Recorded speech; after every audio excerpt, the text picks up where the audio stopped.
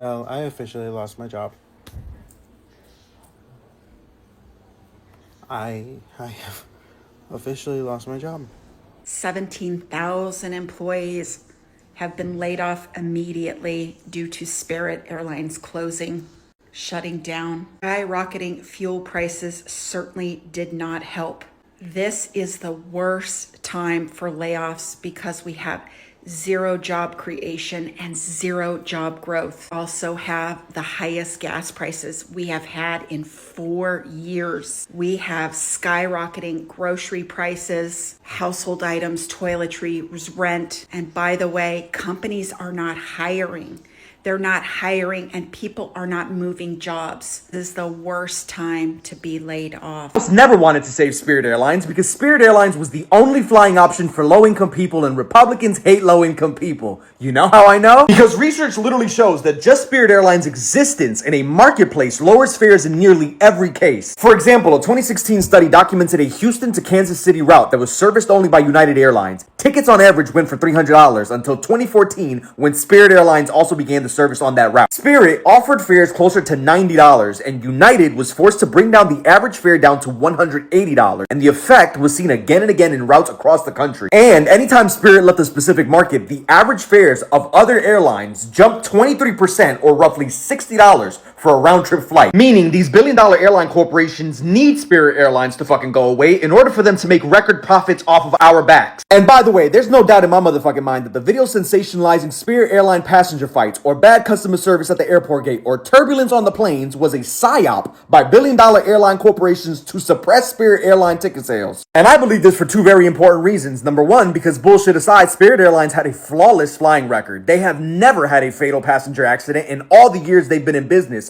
so none of the other airlines had anything on them. But for two, interestingly enough, the potential bailout that the White House was going to do for Spirit Airlines apparently sparked backlash from both the airline industry and among Republicans in Congress, because they argued that previous bailouts have been in support of all U.S. airlines, not a single carrier or group of airlines. So to be clear, these billion-dollar airline companies were mad that they weren't getting bailout money that they didn't even fucking need, and their tantrum, along with Republicans, ended affordable airline travel for low-income and working-class folks forever. So guys, welcome back to Apollo's 20.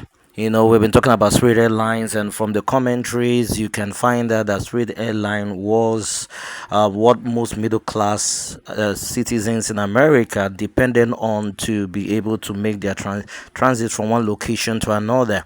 And now the Spirit Airline has totally shut down these operations due to constraints. So we're looking at what had necessitated and led to this, because it seems to be profiting most of the multinational corporations or the big airlines who have been desperately in wait or in search for Spirit Airline to be out of business so that they can take over the industry's credits to the videos we're sharing and we're commenting on. Please subscribe, like, comment, and we'll go back. Let us analyze more videos in the video section.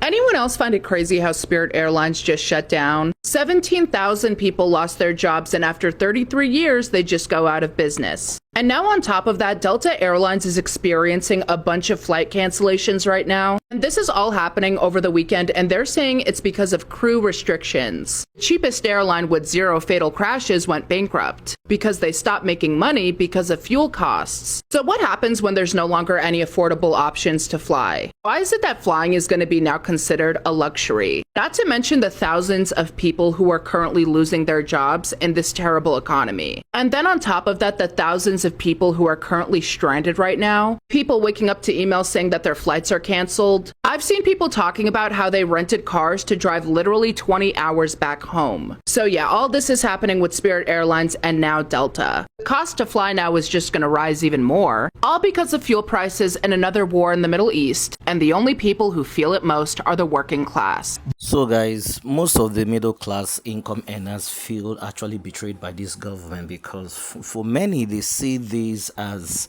the government, being inconsiderate, considering the high cost of living, the high cost of gas, and the war in Iran was totally uncalled for because they do not see how it profits.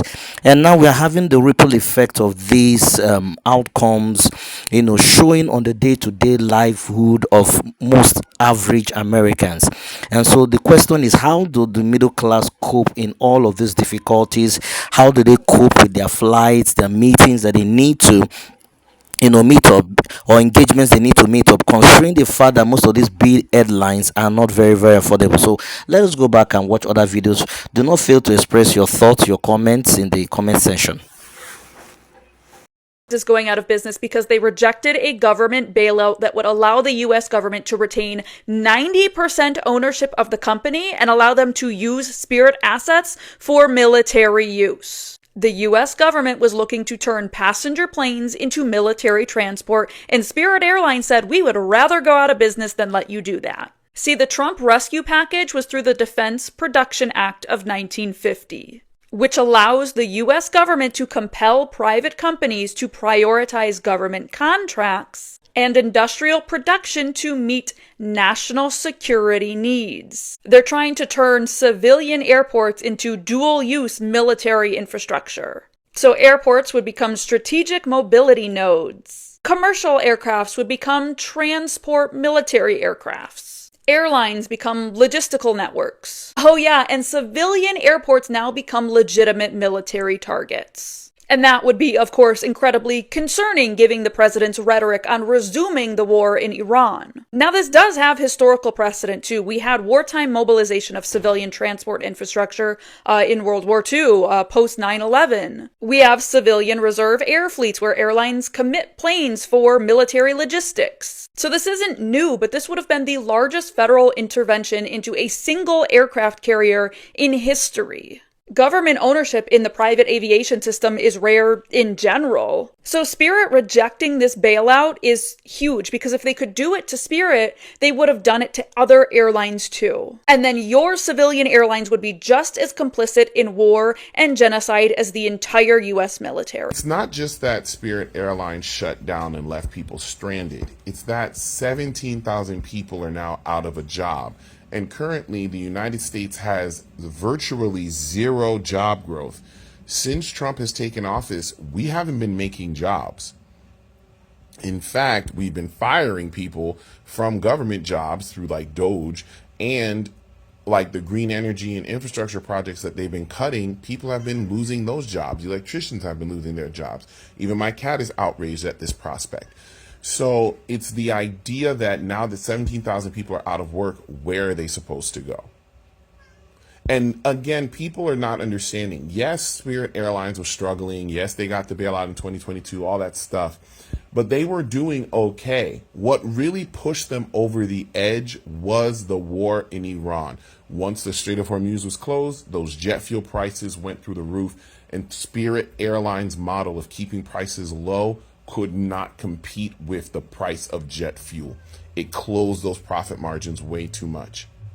But the problem is this could happen to any company. Any external factor could affect their bottom line where the profit margins are going to get so tight, there's just no point in staying open anymore. So Walmart could shut down, and Walmart's a major employer. If you look at Disney in Florida, Disney World could shut down, and they're a major employer in Florida. What happens if those companies shut down, just like Spirit? It's going to make a massive void. People aren't going to have work. There's nothing we can do because the administration's not making jobs. It's not about bailouts anymore, y'all. You see, my cat agrees. It's not about the bailouts, is it, huh? No. It's about you have to have politicians that are stimulating economic growth, and we don't have that right now. And this is why voting matters. And this is why I said again, I'm worried about the stagflation happening because all the markers of stagflation are now here. So, guys, based on what everyone has been talking about, is primarily the issue of the government is not creating jobs. They're not. We don't have politicians in the place of power that are stimulating economic growth, and so everything is on the high time low. And so this has nothing to do with the Biden administration or the Biden government. It's just the present administration's way of trying to shift attentions and blame to why things are not currently working.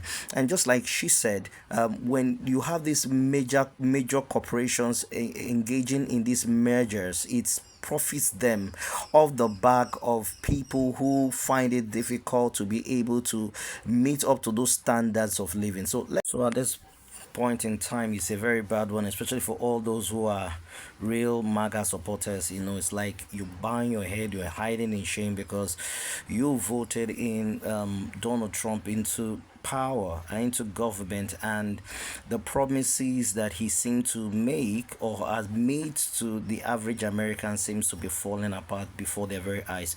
So guys, let us know what your thoughts, your opinions are concerning the Spirit Airline, and please also do good to follow us and to comment in the comment section.